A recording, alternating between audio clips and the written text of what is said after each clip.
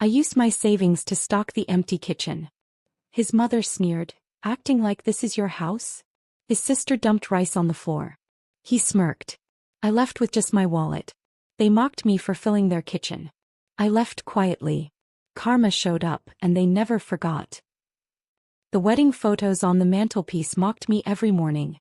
There I was, beaming in white silk, Aaron's arm around my waist, surrounded by smiling faces that now barely acknowledged my existence. 3 months. 92 days of trying to carve out a space in a house that felt more like a fortress than a home. Good morning, dear. Lorraine's voice drifted from the kitchen, sweet as honey but with an edge sharp enough to cut glass. I descended the stairs, already knowing what I'd find: dirty dishes piled in the sink, coffee grounds scattered across the counter, and that familiar smile that never quite reached her steel-gray eyes. I made fresh coffee, I offered, gesturing toward the pot I'd prepared before anyone else stirred. How thoughtful. The word hung in the air like smoke. She poured herself a cup, adding cream with deliberate slowness. Though I do prefer mine a bit stronger. Aaron always makes it just right. My chest tightened, but I nodded. I'll remember that. Aaron shuffled in moments later, hair tousled, still in yesterday's wrinkled shirt. He kissed his mother's cheek, a gesture so automatic it seemed choreographed, then glanced at me with the polite distance reserved for houseguests who'd overstayed their welcome. Morning, he mumbled, already reaching for his phone.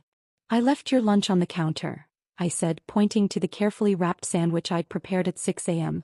Thanks. He didn't look up from his screen. The Aaron who used to text me heart emojis during lunch breaks had vanished somewhere between "I do" and "welcome to the family." Eliza's footsteps thundered down the stairs like a storm announcing its arrival. At 26, she moved through the house with the entitlement of someone who'd never been asked to leave, never been expected to contribute, never been anything but the eternal princess of this particular castle. Someone's been busy, she said, eyeing the clean kitchen with mock surprise. Playing house again? He crept up my neck. Just helping out. How noble. She grabbed an apple from the bowl I'd arranged, taking a deliberate bite. Though I'm pretty sure Mom's been managing this place just fine for 30 years without a live-in maid. Aaron said nothing. He scrolled through his phone with the same detached focus he'd perfected in recent weeks. I waited for him to speak up, to defend me, to acknowledge that I was his wife, not some random helper they'd reluctantly accepted. The silence stretched until it became another small death. I should get ready for work, I announced to no one in particular. The bathroom mirror reflected a stranger. A woman who'd somehow convinced herself that love could be earned through perfectly folded towels and spotless counters. My grandmother's voice echoed in my memory. Marriage isn't about keeping house, sweetheart. It's about building a home together. But how do you build anything when you're the only one holding the tools? I spent my lunch break at the local market, mentally cataloging Lorraine's favorite foods. She'd mentioned loving her grandmother's lentil soup during one of our rare conversations. Maybe if I learned the recipe, practiced until I got it right, she'd see me as more than an inconvenient addition to her carefully ordered world. That evening I attempted the soup. The kitchen filled with aromatic steam as onions caramelized and spices bloomed in hot oil. For a moment I felt like I belonged somewhere, even if that somewhere was just a temporary pocket of warmth between 4 walls. Smells interesting, Aaron said, appearing in the doorway. It's your mom's favorite. I found a recipe online that seemed close to what she described. Something flickered in his expression. Surprise, maybe even approval. She'll appreciate that. But when Lorraine tasted it later, she simply nodded. Not quite like Grandma Rose's, but adequate. Adequate. The word followed me to bed that night, curling around my ribs like cold fingers. Week after week I perfected my performance. I learned that Eliza liked her coffee with 2 sugars, no cream. I discovered Aaron preferred his shirts hung immediately after washing to avoid wrinkles. I memorized Lorraine's schedule, ensuring fresh flowers appeared in the living room before her bridge club meetings. Yet with each gesture I felt myself shrinking. The woman who'd once commanded boardroom presentations now tiptoed through conversations, measuring each word for potential offense. I'd become a ghost in my own marriage, haunting spaces I'd never quite managed to inhabit. One particularly brutal Tuesday, I found Eliza's friends in the living room, feet propped on the coffee table I'd polished that morning. "So you're the famous wife," one of them said, looking me up and down like I was a curiosity in a museum. Eliza says you're quite the homemaker. The way she said it made domesticity sound like a character flaw. I try to help where I can, I replied, hating how small my voice sounded. How sweet, another friend chimed in. Like having live-in staff but free. Their laughter followed me upstairs, each giggle a tiny puncture wound in my already bruised dignity. That night, staring at the ceiling while Aaron slept peacefully beside me, I made a decision. Lorraine's birthday was approaching. The perfect opportunity to show them who I really was beneath all the careful politeness. Not a maid or a convenience, but a woman capable of extraordinary things when someone bothered to see her worth. I had my savings account, my determination, and a dangerous amount of hope. What could possibly go wrong? The calendar on my phone glowed accusingly in the darkness. March 15th circled in red. Lorraine's 62nd birthday just 2 weeks away.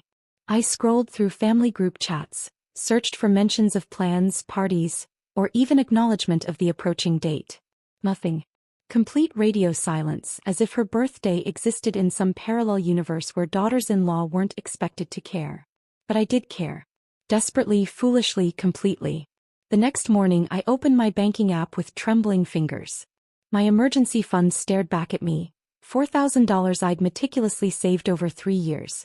Money meant for car repairs, medical bills, or those unexpected curveballs life throws without warning. Money that suddenly seemed insignificant compared to the possibility of earning a genuine smile from the woman who'd given birth to my husband. The farmer's market became my sanctuary that Saturday. I wandered through stalls like a woman possessed, filling my cart with ingredients I'd only dreamed of affording. Grass-fed beef for her favorite pot roast. Organic root vegetables that cost more per pound than I usually spent on groceries in a week. Saffron threads so expensive the vendor kept them locked behind glass like precious jewels. Special occasion? The spice merchant asked, carefully weighing the golden strands. The most important meal of my life, I replied, surprised by my own honesty. At the gourmet store downtown, I discovered Lorraine's holy grail, cake mix from Delacroix Patisserie, the French bakery she'd mentioned exactly once during a conversation about her childhood in Boston. The cashier rang up $38 for a single box, and I handed over my credit card without hesitation. My kitchen transformed into a covert operations center. Every evening after Aaron retreated to his laptop and Eliza disappeared into her room with takeout containers, I became a culinary spy. Recipe cards accumulated like evidence across my counter. Handwritten notes documenting failed attempts and small victories. Tuesday night, pot roast too salty. Note to self, use half the seasoning packet. Wednesday, mashed potatoes lumpy. Try using warm milk instead of cold. Thursday, green bean casserole breakthrough. The secret was caramelizing the onions first. I tasted everything in tiny spoonfuls, seasoning and adjusting until my palate became finely tuned to what I hoped were Lorraine's preferences. My fingers cramped from chopping vegetables.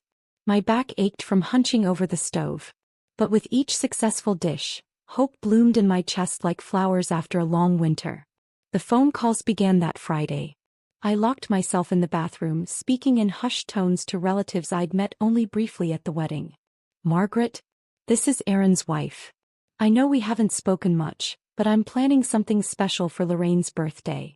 Her sister's voice warmed immediately. Oh honey, that's wonderful. Lorraine hasn't had a proper celebration in years. What can I do to help? One by one I contacted them all. Cousin Patricia, who lived an hour north but promised to drive down. Niece Jennifer with her twin boys who could barely contain their excitement about Aunt Laurie's surprise party. Brother-in-law Frank, who gruffly admitted he'd been meaning to visit but kept forgetting until it was too late. Each enthusiastic response felt like validation, proof that someone in this family recognized Lorraine's worth even if her own children seemed to have forgotten. She always said you were the sweet one, Margaret confided during our third conversation. Lorraine lights up when she talks about how thoughtful you are. My heart stopped. She talks about me? Of course she does. Your family now, dear. She may not show it much, you know how she is with emotions, but she notices everything you do around that house. I hung up feeling like I could float to the ceiling. Maybe my efforts hadn't been invisible after all. Maybe beneath Lorraine's cool exterior lived a woman who simply didn't know how to express gratitude, who'd been hurt too many times to risk showing vulnerability. The menu expanded beyond my original plans. Appetizers became essential. She'd mentioned loving stuffed mushrooms at her book club. I researched wine pairings online, settling on a bottle of Bordeaux that cost more than my monthly phone bill. Fresh flowers would fill every available vase, creating an atmosphere worthy of the woman who'd raised the man I loved. My credit card statements arrived with alarming balances, but I deleted the email notifications without reading them. This wasn't about money, it was about love made tangible, effort transformed into celebration.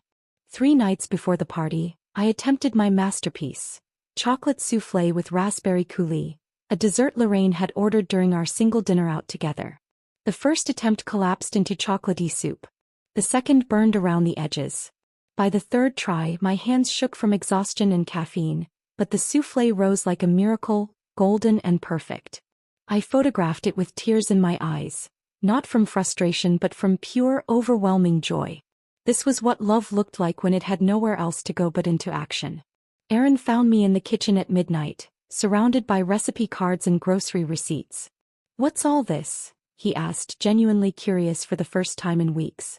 "Your mother's birthday is Sunday." I waited for recognition to dawn, for him to remember, to offer help, to show any sign that he cared about celebrating the woman who'd given him life. "Right. We should probably get her a card or something." A card. After everything I'd planned, everything I'd sacrificed, he thought a drugstore greeting card would suffice. But I simply smiled and said, "I've got it covered." Because I did. I had it all covered: the food, the family, the flowers, the love. Everything except the guarantee that any of it would matter to the people who mattered most. Sunday morning arrived like a cruel joke wrapped in golden sunlight. I'd been awake since 4 a.m., my body humming with nervous energy and the kind of exhaustion that comes from weeks of secret planning. The kitchen had become my war room, every surface claiming its role in the elaborate symphony I'd orchestrated. Steam rose from pots of soaking lentils, their earthy aroma mixing with the sharp bite of marinating chicken.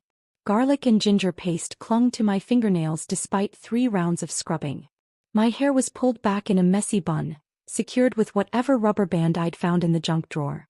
Sweat beaded along my hairline as I moved between cutting boards, my knife working through onions with mechanical precision. The house felt different in these early hours. Peaceful. Mine almost. I hummed an old tune my mother used to sing while cooking Sunday dinners. Something about love being the secret ingredient that made everything taste better. The melody filled the kitchen like incense, transforming the space into something sacred. Every chopped vegetable represented a prayer. Every measured spice held my desperate hope. The imported saffron I'd splurged on sat in a small dish, waiting to turn plain rice into something golden and magnificent. This wasn't just cooking. It was alchemy, the transformation of raw ingredients into love made edible. My phone buzzed with confirmations. Margaret would arrive at 2. Patricia was bringing her famous dinner rolls. Frank had volunteered to pick up the wine I'd specially ordered. The guest list had expanded to 15 people, each one eager to celebrate a woman they claimed to adore but rarely visited. I wiped my brow with the back of my hand, leaving a faint smudge of turmeric across my forehead like war paint. The chicken pieces turned ruby red as they absorbed the marinade I'd perfected through countless trial runs. Everything was falling into place with the precision of a Swiss watch. The floorboards creaked overhead. Someone was awake. My heart rate quickened, but I forced myself to maintain the rhythm of my work. Just a few more hours of secrecy, then the glorious reveal. I pictured Lorraine's face when she walked into a room full of family, surrounded by the aromas of her childhood, celebrated by people who understood her worth. Footsteps descended the stairs. Heavier than usual, deliberate. Lorraine appeared in the kitchen doorway, still in her bathrobe, hair wrapped in curlers that made her look younger somehow. Her eyes swept across the controlled chaos I'd created. Ingredients covering every available surface, multiple pots simmering on the stove, the organized madness of a woman with a mission. "Morning," I said brightly, not pausing in my vegetable prep. "Sleep well." She didn't answer immediately. Instead, she walked deeper into the kitchen, her slippers making soft shuffling sounds against the tile. She examined my work with the critical eye of a health inspector, taking in the expensive ingredients, the professional-level organization, the sheer scope of what I was attempting. Then she spoke, her voice sharp enough to cut through the warmth I'd been building all morning. Acting like this is your house already? The knife in my hand stopped mid-chop. The words hit me like a physical blow, knocking the breath from my lungs. I turned to face her, searching her expression for any hint that she was joking, that this was some kind of test I could still pass. But her eyes were cold, flat. Annoyed, as if I'd committed some unforgivable transgression by daring to cook in her kitchen. By caring enough to try. Before I could formulate a response, Eliza's voice drifted down the hallway. "What's all that noise? Some of us are trying to sleep." She appeared moments later, still in pajamas, her hair a mess of tangles and attitude. Her gaze landed on the vegetables I'd arranged by color and size, the expensive cuts of meat, the imported spices that had cost me a week's grocery budget. Without warning, she grabbed a 5-pound bag of rice from the pantry and let it drop near my feet. The plastic split on impact, sending white grains skittering across the floor like tiny pearls. The sound was deafening in the morning quiet. "Well, someone's desperate to impress," she laughed, but there was no humor in it. Only cruelty dressed up as amusement. The rice crunched under my feet as I stepped back, each grain a small explosion of my crumbling composure. This wasn't happening. This couldn't be happening. Not after everything I'd planned, everything I'd sacrificed, everything I'd hoped for. Aaron's footsteps announced his arrival before he appeared, drawn by the commotion. He took in the scene with sleepy eyes, his mother's stern expression, his sister's satisfied smirk, me standing in a puddle of rice with my dreams scattered around my ankles. I looked at him with every ounce of faith I had left, silently begging him to defend me, to explain, to show them that I was his wife and this was supposed to be my home too. He shrugged, the gesture so casual it felt rehearsed. "Maybe don't overdo it. No one asked you to be the hero."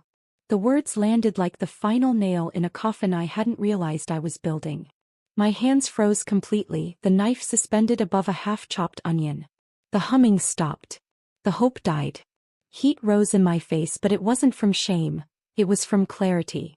Crystal clear, devastating understanding that burned away every illusion I'd been clinging to for 3 months. They didn't want me to succeed. They didn't want to be surprised. They wanted me to stay in the background, invisible and grateful, putting in effort without expecting recognition or love in return. I was a convenience, not a family member. A service provider, not a daughter-in-law. The rice continued to crunch beneath my feet as I stood perfectly still, finally seeing the truth that had been hiding in plain sight all along. The silence that followed Aaron's words stretched like a wire about to snap. I stood there, surrounded by scattered rice and shattered expectations, waiting for someone, anyone, to realize what they'd just done. But Lorraine simply stepped over the mess and began making her coffee. Eliza yawned dramatically and announced she was going back to bed. Aaron grabbed his phone and disappeared into the living room. They left me standing there like a broken appliance they'd grown tired of using. I bent down slowly, gathering handfuls of rice with robotic movements. Each grain felt like a small defeat between my fingers. The expensive ingredients I'd lovingly arranged seemed to mock me from their positions around the kitchen. Witnesses to my humiliation, evidence of my foolishness. The day crawled by with agonizing normalcy. Lorraine watched her morning talk shows. Eliza painted her nails on the kitchen counter, pointedly ignoring the remaining evidence of my preparations. Aaron worked on his laptop, occasionally glancing up with an expression that suggested he'd already forgotten our morning encounter. But I remembered everything. Every dismissive glance, every cruel laugh, every moment they'd made me feel like an intruder in what was supposed to be my own home. As evening shadows crept across the kitchen floor, something inside me shifted. Not broke, shifted. Like a lock finally clicking into the right position after months of fumbling with the wrong key. I waited until the house settled into its familiar rhythm of indifference. Lorraine retreating to her bedroom with her mystery novel. Eliza disappearing upstairs with a bag of takeout she hadn't offered to share. Aaron sprawled on the couch, lost in whatever world existed behind his laptop screen. Then I began my work. I moved through the kitchen like a surgeon performing the most important operation of my career. Every ingredient I'd purchased, every item I'd carefully selected, every piece of my broken dreams, I reclaimed them all. The grass-fed beef went into a cooler bag first. 4 pounds of premium meat that had cost me $63. I wrapped it carefully, my movements precise and deliberate. This wasn't theft, this was justice. The saffron came next, those precious golden threads still in their tiny glass container. $38 per ounce, more valuable than gold, purchased with money I'd earned through nights of overtime and skipped lunches. My fingers didn't shake as I placed it in the bag. Jar by jar I emptied the pantry of my contributions. The imported olive oil from Italy. The aged balsamic vinegar. The specialty spices I'd researched and ordered online. Each item represented hours of my life, money from my account, hope from my heart. The refrigerator surrendered its treasures without protest. Organic vegetables that had cost more than Eliza spent on her weekly manicures. The expensive cake mix from Delacroix Patisserie, still in its elegant box, still promising celebration for people who didn't deserve it. I found the birthday candles in the junk drawer, 62 of them in a rainbow of colors. I'd counted them twice at the store, imagining Lorraine's face illuminated by their warm glow. Now they felt like tiny weapons of my own naivety. The wine went into its own bag. That $130 bottle of Bordeaux I'd researched for hours, chosen specifically because it was born the same year as Lorraine. I'd imagined proposing a toast, watching her eyes light up with surprise and gratitude. What a fool I'd been. My phone buzzed with messages from the family members I'd contacted. Margaret asking what time she should arrive. Patricia wondering if she needed to bring anything besides the dinner rolls. Frank confirming he'd picked up the ice. I stared at the screen, these people who were already driving toward disappointment, toward an empty house and a woman who'd never appreciated their effort either. My fingers hovered over the keyboard, crafting and deleting responses. Finally I typed the truth, plans changed. Lorraine wasn't interested in celebrating after all. The responses came quickly. Confusion. Disappointment. Margaret's voicemail filled with genuine sadness for a celebration that would never happen. These people had been willing to drop everything for someone who couldn't even pretend to want their love. I deleted the entire group chat. The kitchen looked different now. Sterile, ordinary, stripped of the potential I'd imagined it held. The expensive ingredients had been its costume jewelry, making it appear more valuable than it actually was. Without them, it was just another room in a house that had never been mine. I found a pen and a scrap of paper, writing 5 words that summarized 3 months of wasted effort. Feed your ego. It's the only thing you ever appreciated. The note fit perfectly on the top shelf of the pantry, tucked behind an old box of crackers where Lorraine would eventually find it. Not today, maybe not tomorrow, but someday when she was looking for something that used to be there. My duffel bag packed itself with surprising efficiency. 3 months of marriage and everything I truly owned fit into a single piece of luggage. The wedding photos stayed on the dresser. They belonged to the woman who'd believed in fairy tales, not the one who was walking away from them.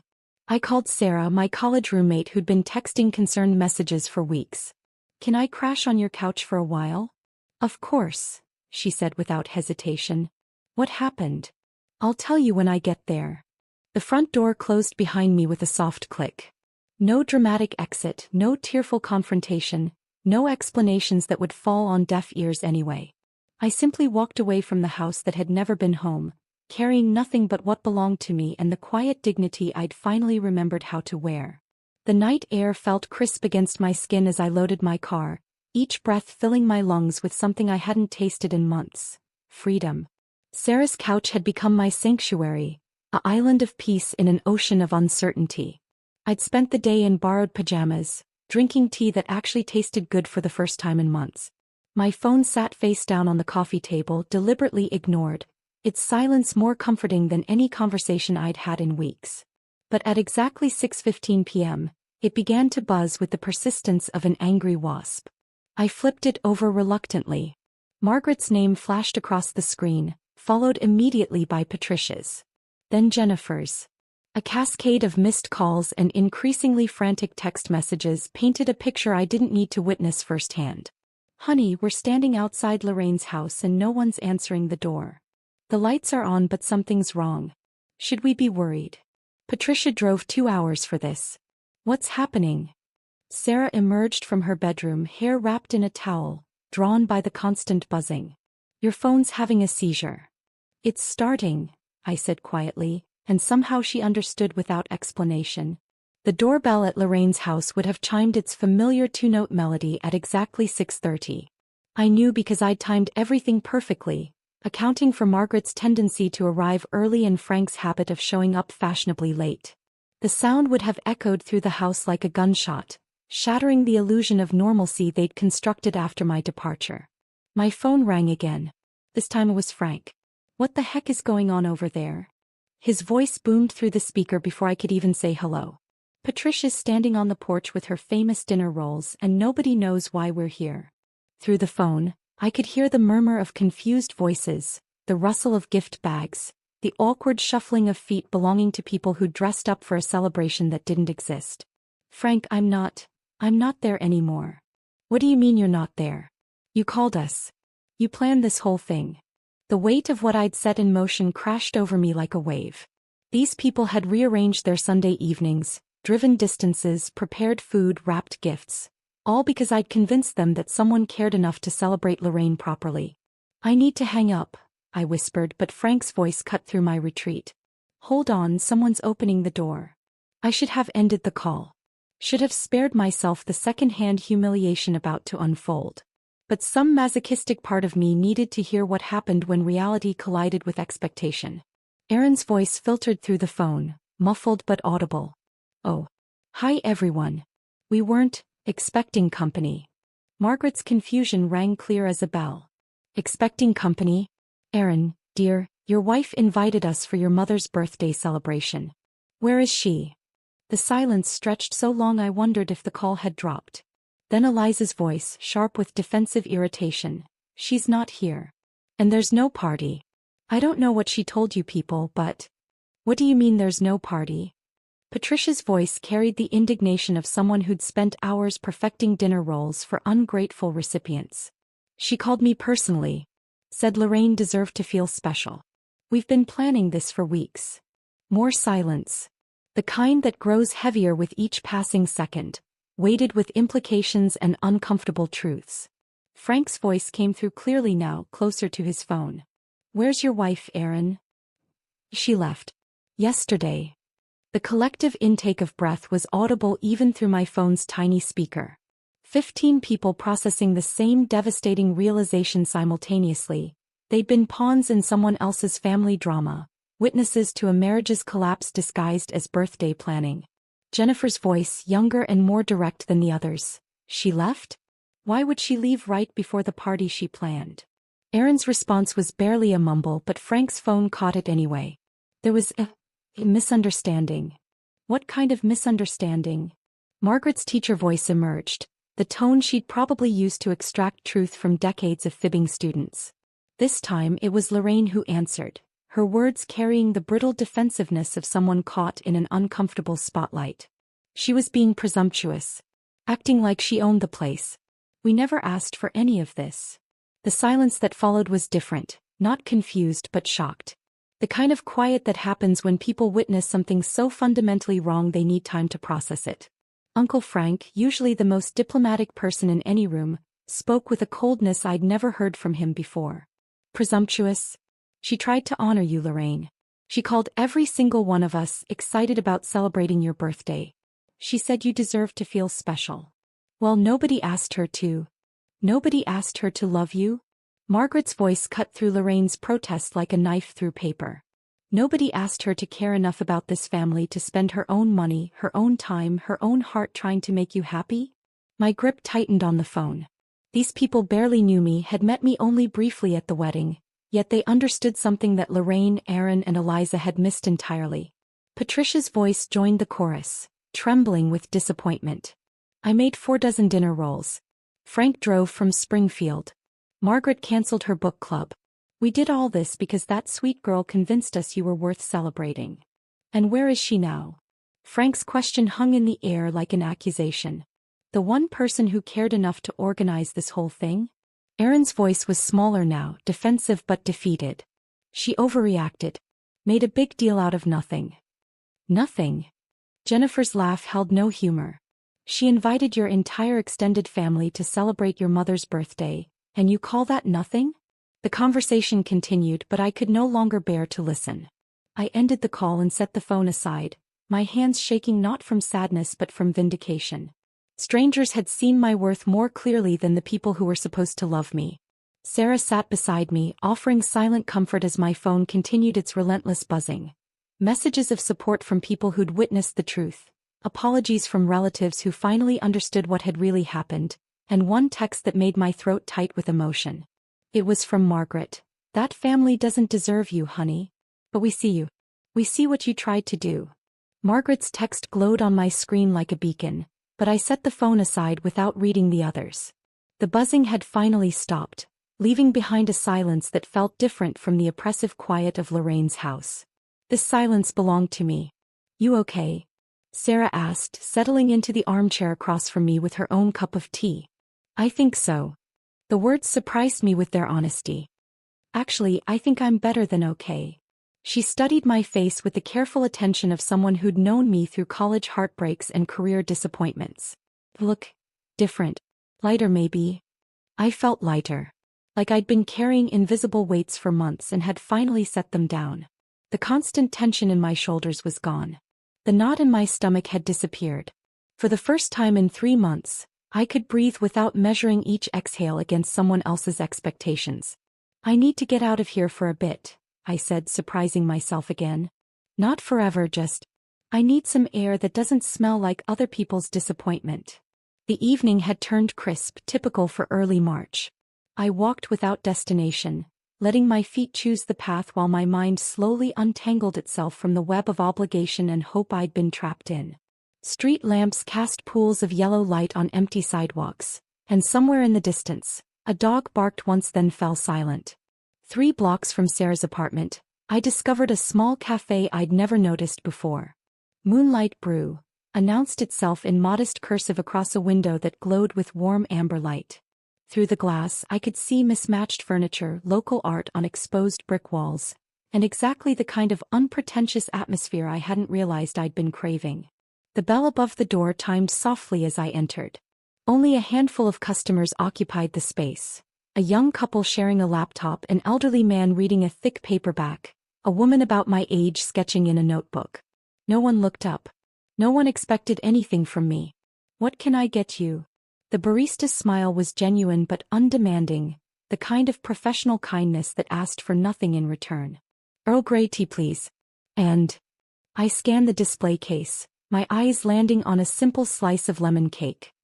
"That one. Good choice. The lemon cake is homemade. My grandmother's recipe."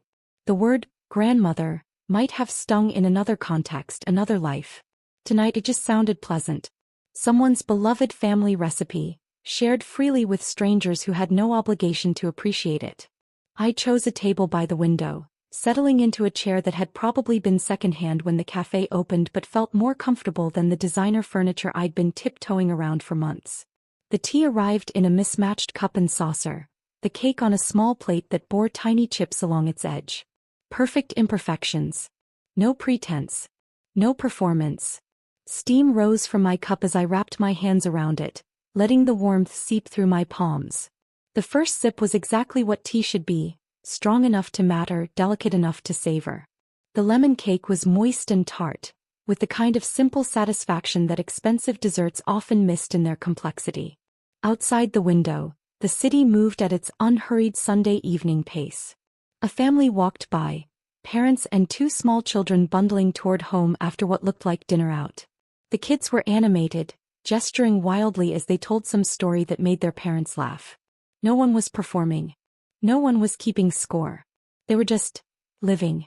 Another couple passed, older, walking slowly with linked arms. The woman pointed at something in a shop window, and her partner leaned in to see what had caught her attention. Such a small gesture, but it spoke of decades of paying attention to each other's interests, of caring about the tiny things that brought each other joy. I took another bite of cake and realized I was smiling. Not the careful, measured smile I'd perfected for Lorraine's approval, but the unconscious expression of someone who was genuinely content. When had I last felt this way? Before the wedding, certainly. Maybe before the engagement. Before I'd started editing myself to fit into spaces that were never meant for me. My phone remained silent in my purse. Aaron hadn't called. Neither had Lorraine or Eliza. Part of me had expected some attempt at damage control, some grudging acknowledgement that maybe they'd handled things poorly. But their silence was perhaps the most honest communication we'd had in months. They weren't sorry. They were probably relieved. The realization should have hurt, but instead it felt like the final piece of a puzzle clicking into place. I'd been trying so hard to earn love from people who had no intention of giving it, fighting for acceptance from those who'd already decided I didn't belong. The woman at the corner table closed her sketchbook and stretched, catching my eye as she looked around the cafe. She smiled. Not because she knew me or wanted something, but just because humans sometimes smile at each other for no reason other than shared existence in a pleasant space. I smiled back and the gesture felt as natural as breathing. Outside, the family with small children had returned, walking the other direction now. One of the kids had convinced someone to buy him ice cream despite the March chill, and he was eating it with the focused determination of someone who knows this moment won't last forever. That's what this was, I realized. This moment, this peace, this freedom from the exhausting work of trying to be someone else. It was ice cream on a cool evening. Simple, perfect, and entirely mine. The tea had cooled to the perfect drinking temperature, and the cake had disappeared bite by bite while I watched the world continue its gentle rotation outside my window. For the first time in 3 months, I wasn't waiting for anything. Not for approval, not for acknowledgement, not for love that came with conditions in fine print. I was just here in this moment, complete and whole and exactly where I belonged. If this story of quiet dignity and self-respect had you completely captivated, hit that like button right now. My favorite part was when she silently reclaimed every single ingredient she'd bought, taking back her dignity one piece at a time. What was your favorite moment? Drop it in the comments below. Don't miss more powerful stories of finding your worth. Subscribe and hit that notification bell so you never miss an upload.